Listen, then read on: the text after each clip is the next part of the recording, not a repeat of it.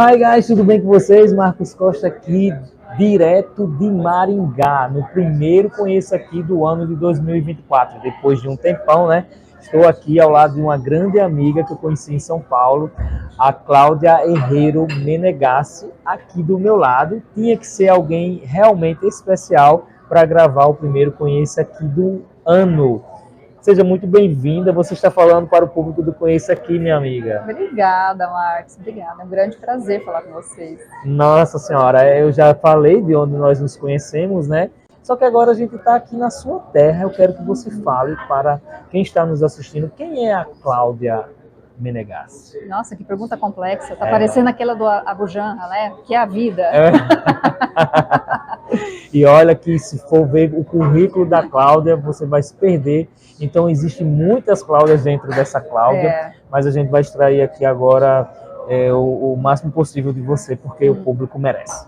Existem várias Cláudias dentro dessa Cláudia. Eu gostei disso, viu? Então eu vou te falar quem eu sou de um monte de Cláudias diferentes aí. Tem a Cláudia mãe, a Cláudia esposa, a Cláudia empresária, a Cláudia escritora, consultora, professora, palestrante, filha, avó de pet. Tem de tudo, tem de tudo. E nexialista. Nexialista, que já é o próximo assunto que nós vamos ter aqui. Olha, você fica aguardando porque ela tá uma obra, um legado que vai deixar para o Brasil e para o mundo. Já deu para ver aí pelo vasto currículo da Cláudia e que fala sobre nexialismo. Primeiro, explica aqui para quem ainda não conhece o termo, para ir já se familiarizando, porque você vai saber muito sobre isso, vai inclusive ler, porque é o tema do livro da Cláudia. Mas fala aí, o que é nexialismo? O que é nexialismo, Marcos? Nexialismo é uma forma de ver o mundo, é um modelo mental, é uma atitude principalmente também. O que quer dizer isso? Quer dizer a gente tentar encontrar nexo nas coisas, gerar nexo nas coisas. Às vezes o nexo ele não é tão facilmente encontrado, mas a gente pode se esforçar para encontrar esse nexo. E a gente pensa o seguinte, né? Tanta coisa tem acontecido por aí, no âmbito publicitário, nas mídias e tudo mais, e às vezes o que acontece é justamente falta de nexo. Tem uma grande empresa de fast food, ultimamente, que lançou uma propaganda, por exemplo, muito complicada em termos de nexo, que acabou ocasionando cancelamento, uma série de coisas. E isso, por exemplo, é um case. Porque o que falta, no final das contas, é o tal do nexo. E é sobre isso que eu falo nesse livro, que está para ser lançado. Maravilha. Então, eu li a respeito, queria compartilhar aqui uma dúvida, pode ser de muitas pessoas, que é sobre o nexialismo, ele poderia ser confundido, ou quais são as semelhanças com o generalismo, porque muito se fala em você ser mais específico, em você buscar um nicho, você desenvolver, aplicar a sua melhor habilidade, mas também tem a linha que defende que você deve exercitar e construir múltiplas habilidades. Então, como é que o nexialismo se comporta dentro dessa discussão? Sim. Olha, se for ver, eu segui uma carreira especialista, né? Eu sou formada em economia e administração e depois o meu mestrado e doutorado foi também em administração, o pós-doutorado foi em economia e management, então foi todo na área de administração e economia. Mas essa área, ela tem uma característica muito interessante, que você não sai necessariamente um super especialista em alguma coisa. Também, claro, eu tenho minhas especialidades ali dentro dessa área, mas você já consegue ter uma visão um pouco mais ampla das coisas. Agora, é ruim ser especialista? Não, é ótimo. Se for fazer uma cirurgia nos meus olhos, por exemplo, eu vou procurar um oftalmologista, eu não vou procurar um clínico geral. Isso. E nem vou procurar um cardiologista. Né? Vou pré-operatório, né? Mas não para fazer a cirurgia. Então, os especialistas, eles são muito importantes para a sociedade. Muito. Se eu for construir um prédio, eu quero um engenheiro mesmo, eu não quero alguém que entenda um pouco de cada coisa, não é isso? Generalista, eles têm a noção do todo, as pessoas têm a noção do todo. Muito importante também. Voltando aí no exemplo da medicina, um clínico geral, por exemplo, ele consegue entender um pouco como andam as coisas, consegue conectar como é que você está e depois, identificando um problema, ele te encaminha para o especialista. Então tá, generalistas e especialistas são importantes para a sociedade, estão aí, são muito bem-vindos. Agora, qual é o grande diferencial do nexialismo nessa história? Se a gente for continuar nesse parâmetro aí com a medicina, o nexialista seria o Dr. House, lembra dele? Você já assistiu? Sim. Já assistiu a série do Dr. House? Ele era o cara que ele não ia só no generalismo e também não ia só no especialismo. Ele ia entender o contexto, e aí está a chave do nexialismo. O nexialismo vai em torno do sistema, do contexto, dessa visão integral das coisas, essa questão holística. Então, por que isso aqui aconteceu? Porque a pessoa fez uma viagem, e tem um episódio sobre isso. Ele fez uma viagem, voltou cheio de alergias lá, mas ele era alérgico à castanha do Pará. Aliás, a castanha do Brasil. Sim. E daí, não, eu não comi castanha do Brasil nessa viagem, eu comi castanha do Pará. Mas castanha do Brasil, no Pará, no Brasil é castanha do Pará. Uhum. Então, ele foi atrás disso, por exemplo, de uma informação cultural. Sim. Que acabou solucionando o problema daquele cara, da alergia daquele cara. Outro era sobre comida estragada na geladeira. Então, assim, ele procurava entender as conexões, tudo que estava em torno da pessoa, para aí sim traçar um diagnóstico. E os diagnósticos dele eram sempre brilhantes, eram sempre acertados, porque ele se desapegava tanto da visão generalista somente, quanto da visão especialista. Aliás, até hoje, eu nem sei qual é a especialidade do Dr. House, vou pesquisar isso, fiquei curiosa. Boa. E ele tentava encontrar a solução. Então, o nexialista não está preocupado tanto com a ferramenta, ele está preocupado com a solução. Se a solução precisa de 4, 5 ferramentas diferentes, de disciplinas diferentes, por isso que é multidisciplinar, ele vai juntar para fazer a solução. E essa habilidade dentro de empresas, por exemplo, faz maravilhas ali dentro. E pela própria etimologia da palavra, nexo, ligação, né, que busca ligar um sentido a outro, e nessa conexão de significados, de habilidades, de porquês, né, de justificativas, aí eu já faço a próxima pergunta. Como inserir isso dentro do contexto de uma empresa? Você que é empresária, você que é mentora, professora, doutora, tudo que você já falou aqui, e é uma empresária. Né? Como que o empreendedor que está vendo aqui pode promover o nexialismo em seus colaboradores, nas suas próprias rotinas administrativas? Como é que ele pode fazer para performar melhor utilizando o nexialismo? Olha, na realidade, o grande pulo do gato do nexialismo, que é o que eu trago no meu livro, e talvez isso seja uma coisa bastante autêntica, pelo menos eu ainda nunca vi alguém falar sobre isso, é que o nexialismo ele não é um diferencial, sabe? Aquela coisa que se fala muito, tal coisa é um diferencial competitivo, faça isso, você terá um diferencial. E vem com essas histórias aí ou sobre liderança, né? Meu segundo livro, inclusive, dessa série, eu já escrevi outros livros, mas essa série agora vão ser uma série de início de 3 livros. O segundo livro, que tem muito a ver com a questão de liderança nexialista, foge desse lugar comum que se escuta falar de liderança, que é sempre assim, o líder é uma pessoa que... checklist. Né? Já tem ali um negócio enlatadinho, bem formatadinho. Aí aqueles que inovam, eles trazem coisas relacionadas a algo diferente, mas sempre sobre a figura exclusiva e separada do líder. Vamos pensar, sei lá, quando eu estava na faculdade, não, foi um pouco depois da minha faculdade, eu já dava aula, estava na moda aquele livro Monge o Executivo. Sim. É um livro bom, bacana, traz coisas muito legais. E falava sobre o líder servidor. Mas não deixa de ser falar do líder, dele só como figura. Sabe o que eu sempre pensei sobre isso, Marcos? Sim, por favor. Parece que a gente está falando, quando a gente coloca o líder nessa posição e tal, e fala só dele, dá a impressão que a gente está falando de uma pessoa que merece ser olhada e analisada e tudo mais, e que os demais são, sei lá, acéfalos, ou são, né? Não tem importância.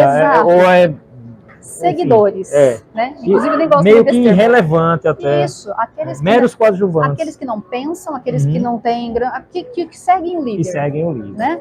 Eu sempre achei isso horrível, sinceramente falando, em termos de humanidade mesmo. É até predador, de certa forma, né? Por mais que o líder seja um bom líder, seja um líder servidor, seja sei lá o quê, essa configuração, ela não é legal.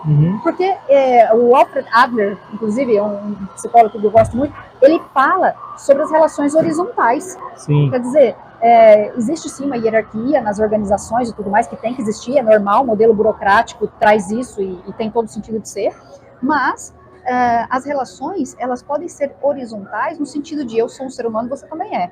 E sendo assim, nós todos temos a responsabilidade da coisa. Então assim, o líder isso, o líder aquilo, não, pera lá, se esse líder existe, ele está como líder, é porque ele tem uma equipe. É porque ele tem alguém ali para trabalhar junto com ele. Uhum. Quem são essas pessoas? Como que essas pessoas trabalham? Como que elas contribuem para aquele trabalho ali? Então, assim, olha, vou te dar um exemplo. Eu fui coordenadora de cursos por muitos anos na universidade.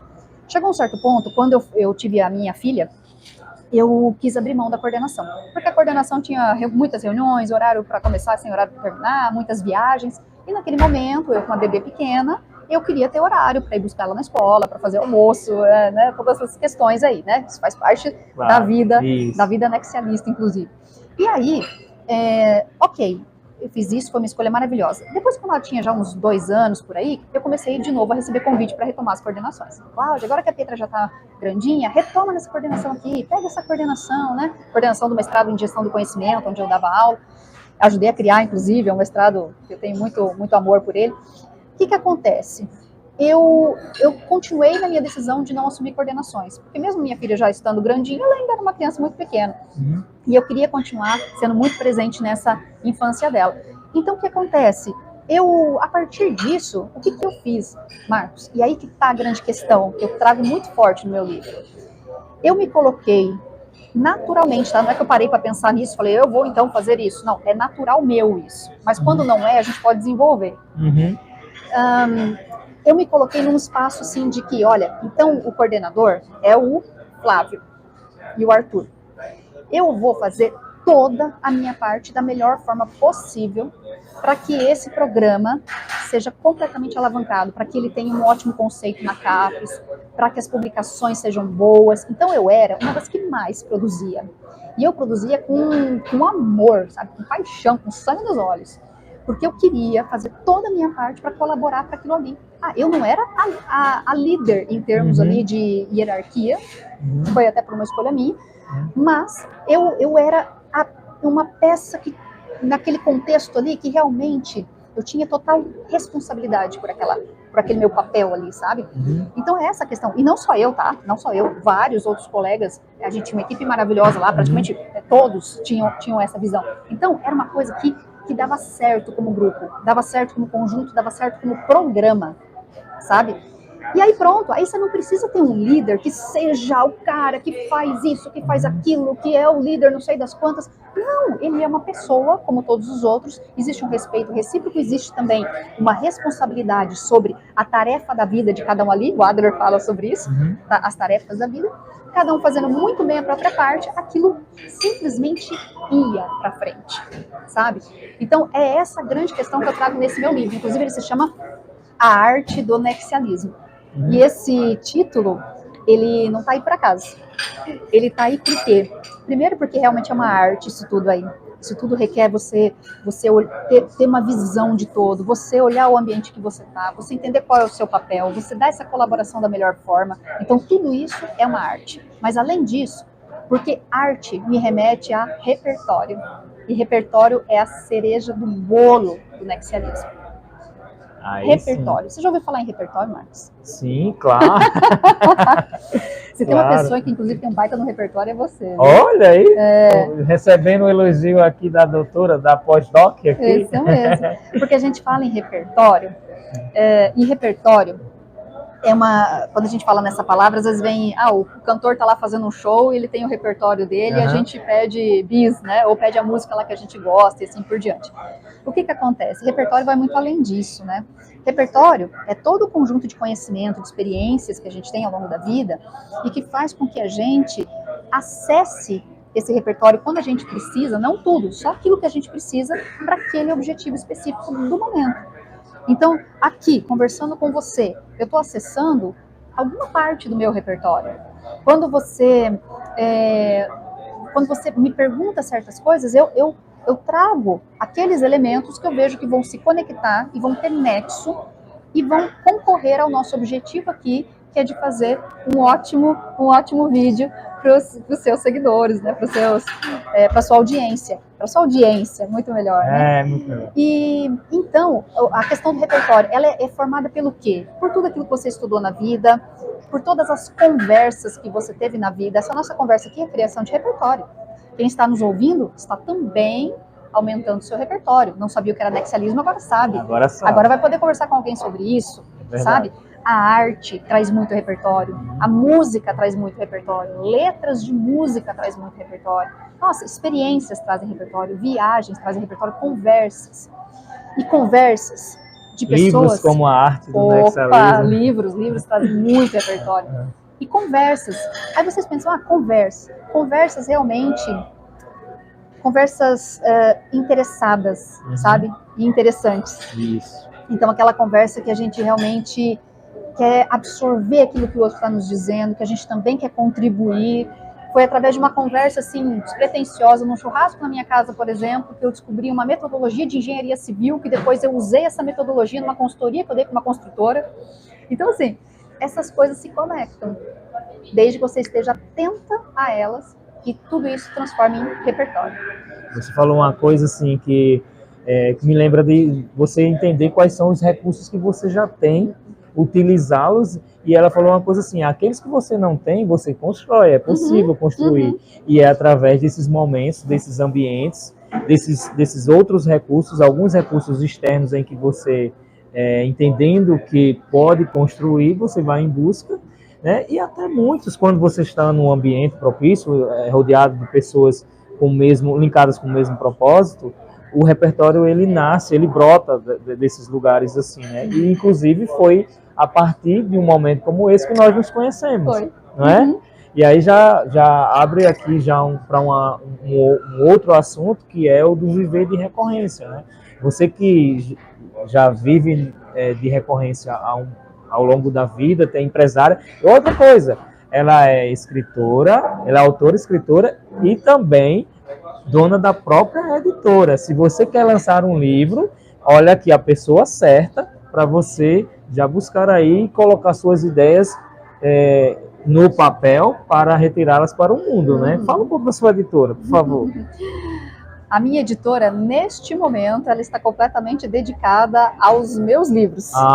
Sim. Entretanto, em breve, ela vai dar esse próximo passo de também abrir para autores externos. Olha aí, tá vendo? Então, se você tem uma ideia aí, uma história de vida para contar e quer lançar um livro em breve, a editora da minha amiga Cláudia aqui já vai estar disponível no mercado. Vocês já viram, né? É até um pecado interromper a fala dela, porque é muito conteúdo, é muito conhecimento. E eu tô falando aqui também para vocês e para vocês aqui. Preciso de mais cafés, né? Tá. Aí agora, algo mais para falar sobre o nexialismo? Muito mais. Mas eu diria o seguinte, leia... tá aparecendo aqui. Quando eu olho para ela... Leia o livro que ali realmente vai ter tudo sobre isso, porque realmente precisam de muitos cafés. Pois é, inclusive porque nós estamos gravando esse vídeo agora, está no período de pré-venda. Provavelmente quando você estiver assistindo, né, já vai estar lançado no mercado. Isso. Né? E agora na pré-venda já é possível adquirir. E aí vocês conseguem garantir nesse primeiro lote, nessa primeira tiragem. E aí me fala aí suas redes sociais, o site, algo para as pessoas acessarem e conhecer. As minhas redes sociais são sempre meu nome, Cláudia Herrero Menegassi. Então, no Instagram, @claudia.herrero.menegassi, Herrero com H, H-E-R-R-E-R-O. LinkedIn também, Cláudia Herrero Menegassi. O e-mail, conexões@conexões.net, que é o e-mail da minha empresa, e-mail também institucional.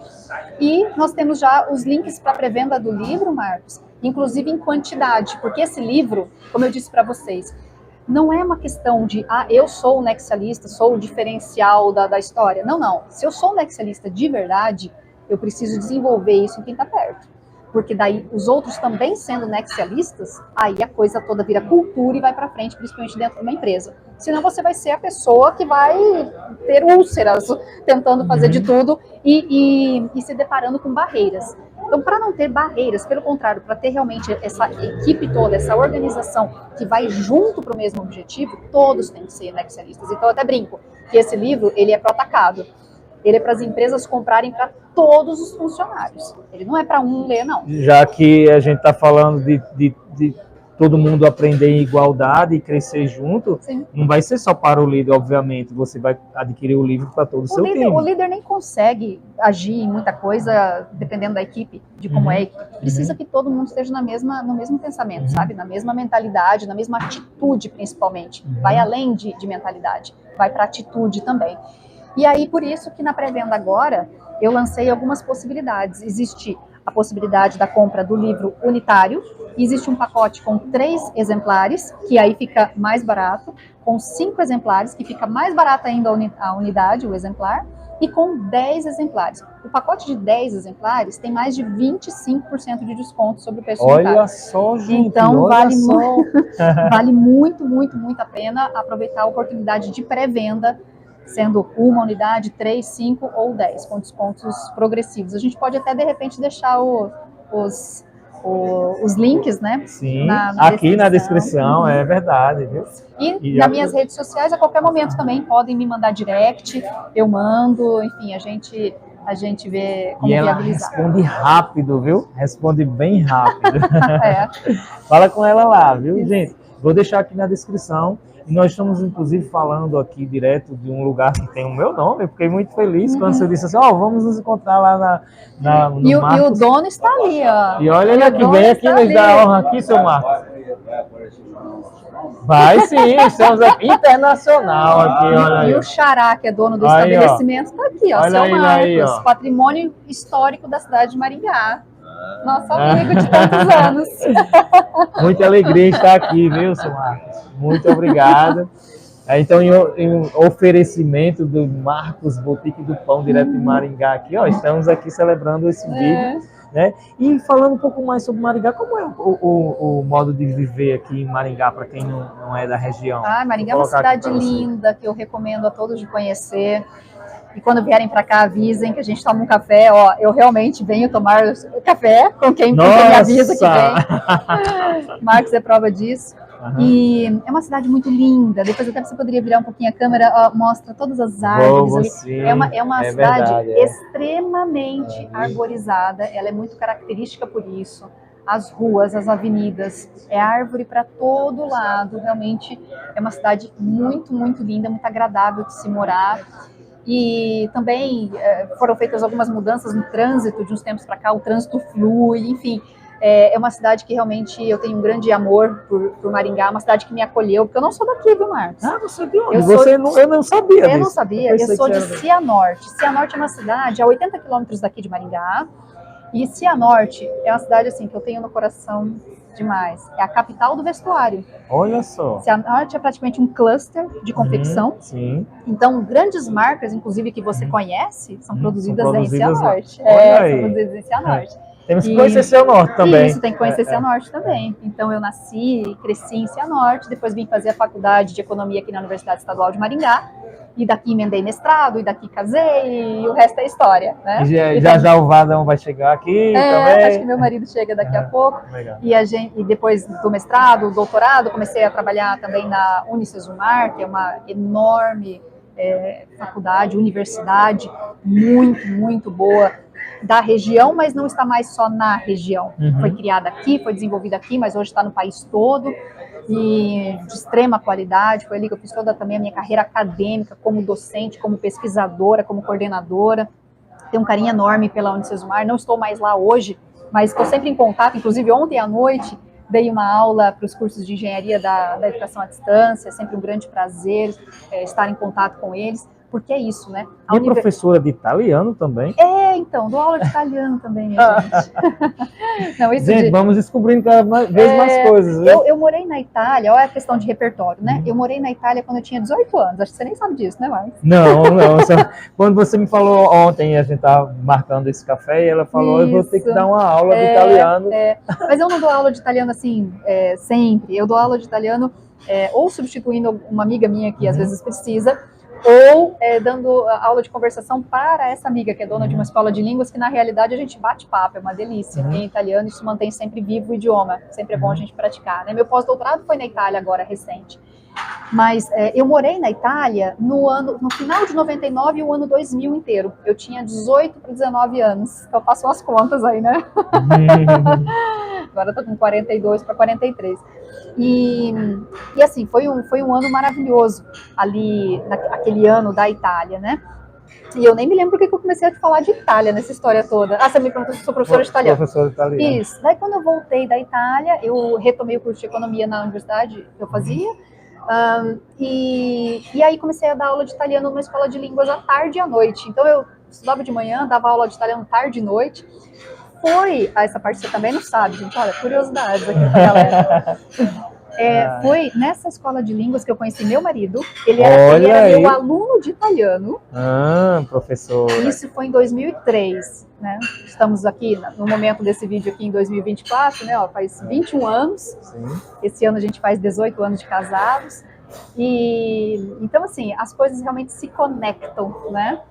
E esse ano na Itália foi muito importante na minha vida em todos os sentidos, inclusive muito para repertório também.